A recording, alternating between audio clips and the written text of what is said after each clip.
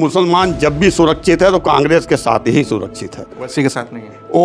ओवैसी जो पानी के बुलबुले की तरह आए हैं और तुरंत ही जो है बह जाएंगे। भाजपा की बी टीम के रूप में ना बात कर रहे हैं, वो मुस्लिम हितैषी होकर के बात नहीं कर रहे हैं। ओवैसी खेल बिगाड़ने के सिवा और कुछ इससे ज्यादा उनकी मंशा नहीं है। वो भाजपा की बी टीम होने के नाते इस जंग की बात कर रहे हैं। आप देखिए, जहाँ पे कांग्रेस को जीतना होगा वहाँ अपने कैंडिडेटों को खड़ा करा करके वोट का बंटवारा करने की नीयत से ही ये कैंडिडेट खड़ा करते हैं। हमें तो आपके वक्तव्य से आपत्ति है, जो आप बयानबाजी करते हैं उस बयान से हमको ये प्रतीत होता है कि आप वर्तमान सरकार की बी टीम। अरे इमरान प्रतापगढ़ी की आप बात करते हैं, इमरान प्रतापगढ़ी इतने लोकप्रिय हैं, मोदी जी के साथ के ही लोग ना हैं ये लोग। नहीं, ऐसे कैसे? खुले तौर पर तो ऐसा कुछ नहीं कि साथ में है। वो तो आप लोगों का आरोप है कि बीजेपी की भी पार्टी है। नहीं, आरोप नहीं है, ये साबित करता है उनकी बातों से, उनकी मंशा को क्लियर करता है। अपने को सेव करके पैसा कमाने की जो नीति उनकी है, उसी आधार पर ये वर्तमान सरकार के मुंह की बात करते हैं। 200 से ज़्यादा सीट पे लड़ने की ये धमकी दे रहे हैं। इसके मतलब ये घूसपैठिया के रूप में जो है हम लोग के साथ आना चाहते हैं। धमकी से कैसे गठबंधन हो जाएगा? धमकी अब 200 नहीं 400 लड़ा लीजिए, उससे क्या फर्क पड़ जाएगा? जितनी सीट है पूरे पे लड़िए। तो ये चैलेंज करने की जो बात आ रही है, ये ओवैसी के मन में कहाँ से आ रही है, ये सोचने की जरूरत है। वो साथियों, बहुत बहुत स्वागत है खुशखबरिया में। इस वक्त महाराष्ट्र में बीएमसी चुनाव यानी नगर निगम का चुनाव चल रहा है और वहाँ कांग्रेस को लेकर असदुद्दीन ओवैसी कई ऐसे बयान दे चुके हैं जिसको लेकर काफ़ी चर्चा है। इस पर हमारे साथ बातचीत करने के लिए राकेश चंद्र शर्मा जी एक बार फिर से मौजूद हैं, जिनको पिछली बार आप लोगों ने काफ़ी सराहा था और लाखों लोगों ने अब तक उनकी बातों को सुना और उस पर कमेंट किया। एक बार फिर हम इनसे जानने की कोशिश करेंगे कि असदुद्दीन ओवैसी ने जो कहा है कि आज जो हमारे कौम के नौजवान शर्जील इमाम, उमर खालिद वगैरह जेल में हैं तो इसकी वजह सिर्फ एक कांग्रेस है, और उन्होंने मौजूदा सरकार पर इस तरह का कोई हमला नहीं बोला। उन्होंने कहा कांग्रेस की देने की यूएपीए सरकार में कानून लाई। दूसरी तरफ इमरान प्रतापगढ़ी को भी लेकर कहा कि वो एक भी चुनाव अपने दम पर नहीं जीत सकते, उन्हें राज्यसभा कांग्रेस ने बनाया, इस वजह से आज वो संसद में हैं। तो इनसे जानने की कोशिश करेंगे कि जो ये कह रहे हैं कितना सही है और कांग्रेस का इस पर क्या रिएक्शन है। बहुत बहुत स्वागत है सर आपका। बहुत बहुत धन्यवाद। सबसे पहले ये बताइए कि जो उन्होंने कहा कि यूएपीए कानून जो कांग्रेस लाई वो हमारे मुस्लिम नौजवानों को फंसाने के लिए लाई, मुस्लिमों को टारगेट करने के लिए लाई। आज शर्जील इमाम उमर खालिद जो जेल में हो कांग्रेस की वजह से। नहीं, देखिए, पहले तो ओवैसी साहब ये तय कर लें कि उनकी मानसिकता भारत के लिए क्या है। जब भी कोई कानून आता है तो एक जो आतंकवादी गतिविधि है उस पर एक नियंत्रण के लिए, कंट्रोल के लिए लाया गया था। अब ये सवाल उठता है कि वर्तमान सरकार, जैसे कहा जाता है ना कि अगर चाकू का आविष्कार सब्जी काटने के लिए हुआ, लेकिन वही चाकू अगर गलत हाथ में पहुंच जाए और किसी के पेट में घुस जाए तो हत्या करने के लिए भी हो गया। तो यूपीए का जो यूएपीए जो कानून आया था वो एक निश्चित तौर पर कांग्रेस इस संदर्भ में लाई थी कि हमारे यहाँ जो तोड़ फोड़ और आतंकवाद की गतिविधि है उसको नियंत्रित किया जाए, कंट्रोल किया जाए और इसमें शामिल लोगों पर यूएपीए लगा करके जेल में डाला जाए, जिससे कि बाहर हमारी जो नागरिक है वो सुरक्षित रहे।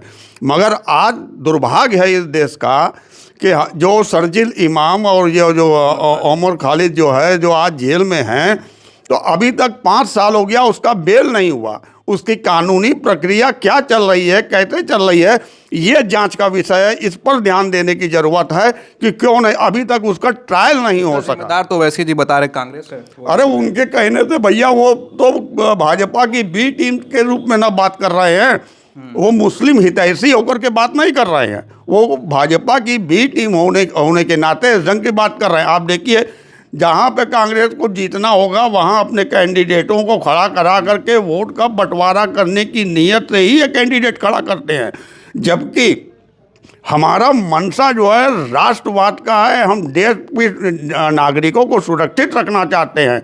जबकि वर्तमान सरकार जो है हिंदू मुस्लिम के नाम पर ऐसे लोगों को बंद करके उनको जमानत ना होने पाए, इस तरह की प्रक्रिया ईडी से, सीबीआई से और क्या कहते हैं इन लोगों से कराती है, जिसकी वजह से उनके जमानत में देर हो रही है। अगर ध्यान से देखा जाए, ये संविधान की जो मंशा है, जो अवधारणा है, उसके विपरीत है। इसके विरोध में ओवैसी साहब क्यों नहीं बोलते? इसके विरोध में तो नहीं बोलेंगे। वो कानून उस समय का बता रहे हैं जो कांग्रेस लेके आई। अच्छा, आपने कहा कि भाजपा की बी टीम है, लेकिन वो तो वहाँ पे इल्ज़ाम लगा रहे हैं महाराष्ट्र में कि जो है असली कांग्रेस बी पार्टी है भाजपा की, उसका गठबंधन हो रहा है कुछ जगहों पर महाराष्ट्र में, ऐसा उनका कहना है। देखिए, कांग्रेस का गठबंधन वैचारिक और सैद्धांतिक रूप से ही कहीं पे भी होता है। अगर उत्तर प्रदेश के अंदर हम अखिलेश जी के साथ हैं तो हम समाजवाद और सेक्युलरिज्म की रक्षा के लिए उनके साथ हैं।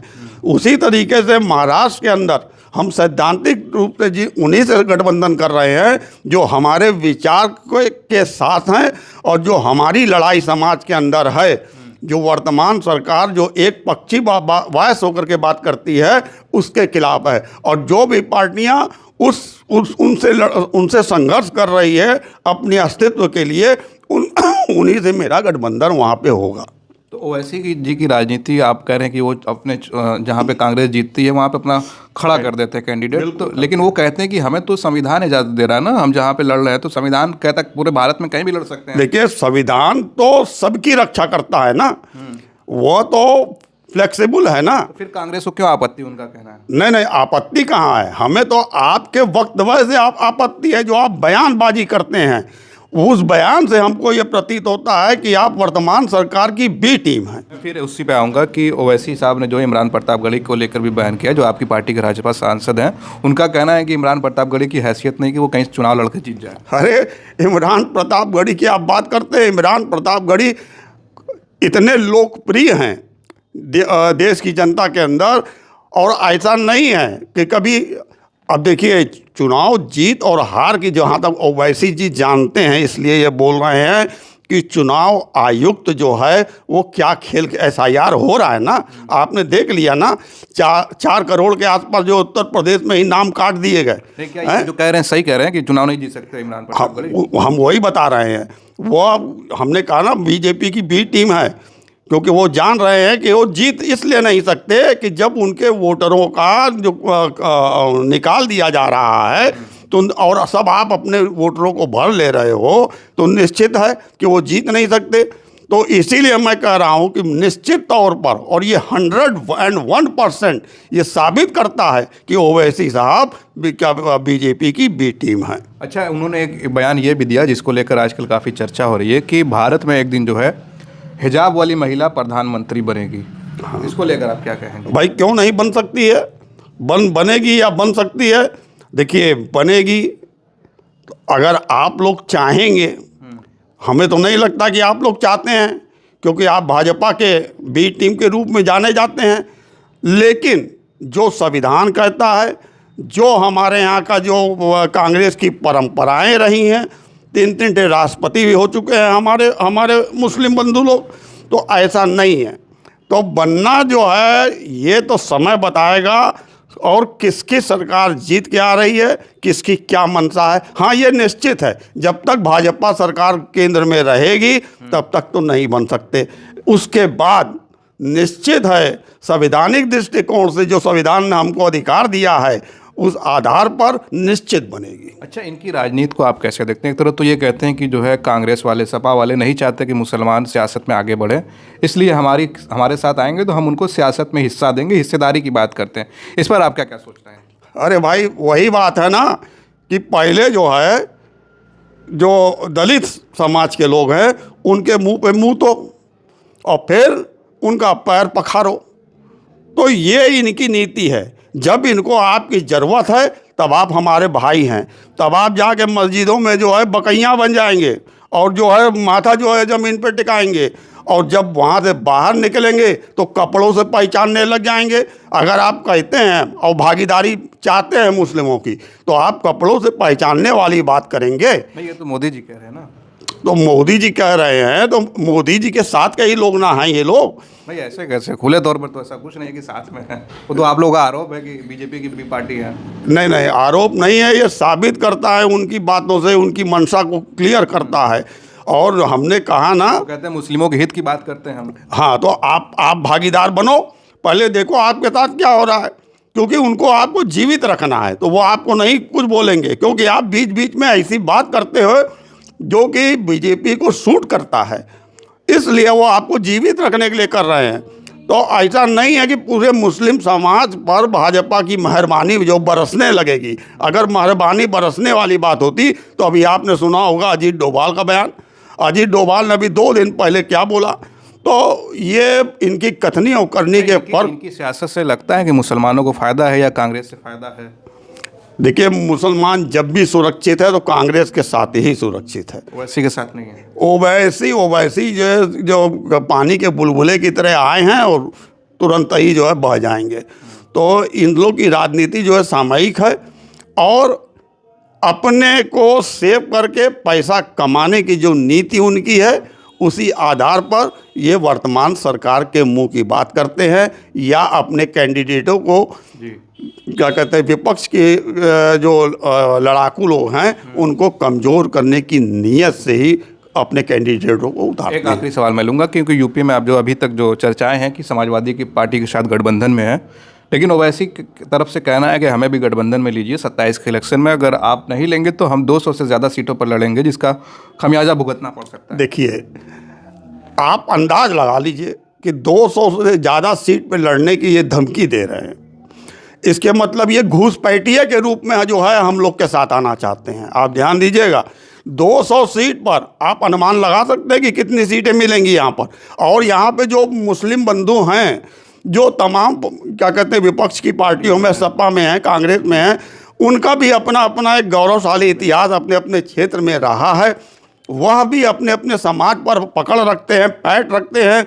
उनको ये जो है चैलेंज कर रहे हैं। तो ये चैलेंज करने की जो बात आ रही है, ये ओवैसी के मन में कहाँ से आ रही है, ये सोचने की ज़रूरत है वोटरों को।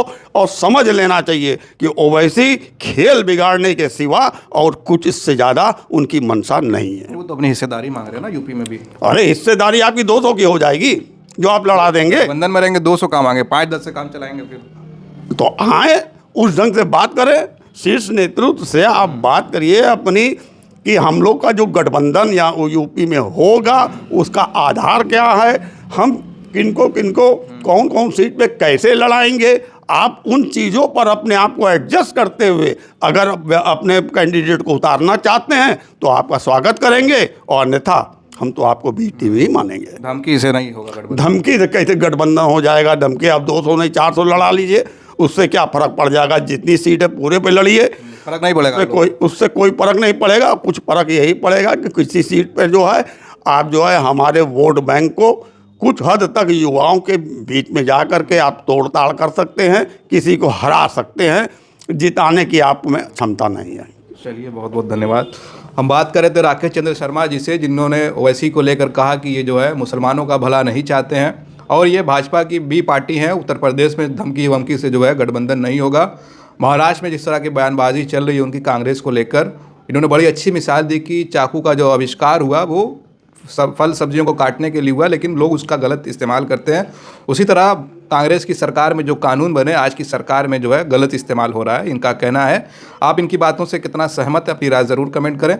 आप देख रहे थे खोज खबरिया। बनारस से मैं उबैद, बहुत बहुत शुक्रिया।